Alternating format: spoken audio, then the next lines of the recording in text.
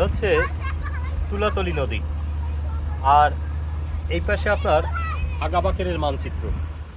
আর এই আগাবাকেরের মানচিত্রে থাবা বসিয়েছে তুলাতলি নদী।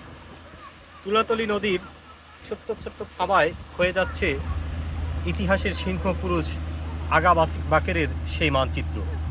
আর এই আগাবাকেরের মানচিত্রকে রক্ষা করতে হলে এই যে নদীর পাশটি দেখছেন, এখান থেকে কয়েকশো মিটার নদীগর্ভে বিলীন হয়ে গেছে, যেটি অনেক আগেই প্রয়োজন ছিল এখানে একটি বাঁধ তৈরি করা বা এখানে ব্লক দিয়ে আপনার এই তীরটিকে রক্ষা করার।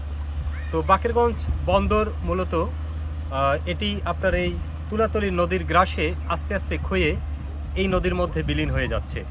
তাই কর্তৃপক্ষের কাছে বাকেরগঞ্জ পৌরবাসীর দাবি, ঐতিহ্যবাহী সেই আগাবাকেরের যে নগরী, আগাবাকেরের যে মানচিত্র, সেই মানচিত্রটি রক্ষা করা হোক। এস এম পলাশ, বাকেরগঞ্জ।